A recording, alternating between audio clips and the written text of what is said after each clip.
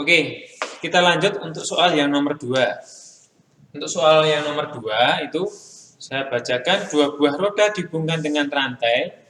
Roda yang lebih kecil dengan jari-jari 8 cm diputar pada kecepatan sudut 100 radian per second.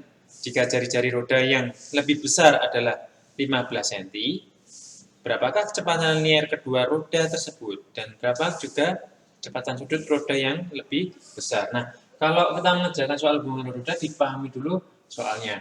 Nah, lebih baik kita ilustrasikan dalam bentuk gambar. Nah, ini ada gambar hubungan roda-roda yang dihubungkan dengan rantai. Nah, ada roda besar, ada roda kecil. Nah, lalu ini kita hubungkan kayak rantai sepeda atau rantai motor. Nah, ini pusatnya, jari-jarinya kita sebut ini R1. Terus yang ini kita sebut jari-jari untuk roda 2, R2. Ya. Oh, sorry. Di gambar ini R2, yang ini R1. Jadi yang kecil. Nah, R1-nya berapa? R1-nya di sana jari-jarinya 8 cm. Berarti kalau kita konversi ke meter, cm ke meter kan dibagi 100, naik 100, berarti dibagi 100, berarti 0,08 meter. Lalu jari-jari roda kedua itu sama dengan 15 cm. Nah, jadikan dalam meter berarti dibagi 100, 0,15 meter. Nah, lalu diminta apa? Dari sini, dari soal ini, diminta mencari kecepatan linier. Ya, dicari. Oke, V untuk kecepatan linier kedua roda, berarti V1, jadi roda 1 dan kecepatan linier roda 2. Nah, lalu kecepatan sudut yang roda yang lebih besar. Roda yang besar yang mana? Nah, yang omega 2, yang ini. Nah, yang di sini unsur yang diketahui masih ada yang kurang. Di sana kan ada info roda yang lebih kecil dengan jari 8 cm diputar pada kecepatan sudut 100 radian. Nah, berarti yang ini omega 1-nya, kecepatan sudutnya 100 radian per second. Nah, sekarang unsur-unsurnya sudah diketahui, ini sudah dikonversi. Nah, sekarang kalau kita mengerjakan, kita harus gunakan syarat yang digunakan untuk hubungan roda-roda berikut. Ini hubungan roda pakai bel. Nah, kalau pakai bel itu syaratnya,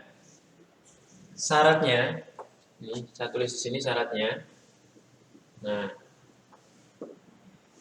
kecepatan linier roda 1 dan kedua itu sama. Syaratnya ini. Nah, lalu selalu diingat rumus dasarnya itu pakai ini di hubungan roda V sama dengan omega kali R. Selalu pegang ini.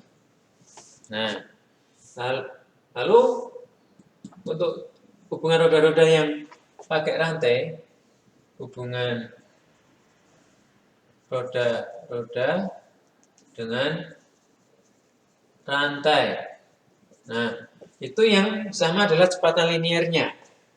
Nah, kalau ini kita jabarkan pakai rumus di sana, ini juga kita jabarkan. V itu kan omega kali R. Berarti ini kalau kita jabarkan jadi omega 1 kali R1 sama dengan V2-nya juga sama. Omega 2 kali R2. Nah, gitu. Ya, ini syaratnya. Nah, lalu karena di sini diminta V1 dan V2, kita cari terlebih dahulu V1-nya. Kenapa? Karena omega 1-nya diketahui dan R1-nya diketahui. Maka untuk menjawab ini kita cari terlebih dahulu V1. Ya. Karena omega 1 R1-nya diketahui kan? Jadi bisa dicari. Berarti omega 1 kali R1 sama dengan Omega satunya berapa? 100 radian per second kali jari-jarinya 0,08 meter. Nah, 100 kali 0,08. Berarti hasilnya 8 meter per second. Oke, nilai V1-nya, kecepatan linear roda yang kecil, sudah kita ketahui. Berarti, kalau kita gunakan syarat ini, nilai kecepatan linear roda 2 pasti sama dengan V1, karena syaratnya V1 sama dengan V2. Maka, otomatis nilai V2 sama dengan V1 sama dengan 8 meter per second. Nah, ini berarti untuk yang V1 dan V2 sudah terjawab. Yang belum yang mana?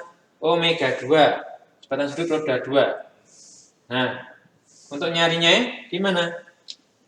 Untuk mencarinya, kita gunakan cara yang hubungan ini. Nah, V2 sama dengan omega 2 kali R2. Berarti kalau kita cari, omega 2 sama dengan V2 per R2. Ya, jadi nyari ini berarti ini bagi R, V bagi R. Nah, gitu. Nah, V2-nya berapa? Tadi V1 sama dengan V2. Nah, ini 8 meter per second. R2-nya berapa? 0,15 meter. Nah, 8 bagi 0,15 berapa? 8 bagi 0,15. Coba kita hitung dulu. 8 bagi 0,15. Nah, kalau teman-teman hitung nanti hasilnya adalah 53,3 radian per second. Nah, jadi jawabannya adalah ini. Jawaban untuk kecepatan sudut roda 2, 53,3 radian per second.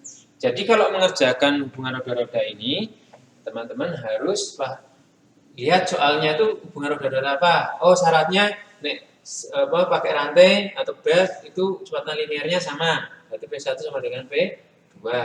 Lalu yang pertama kali dicari yang mana? Kalau misalnya di sini yang dicari V1. Kenapa? Karena omega 1-nya dan R1-nya sudah diketahui, maka kita cari V1-nya dulu. Kalau sudah, kita masuk ke syaratnya tadi, lihat syaratnya.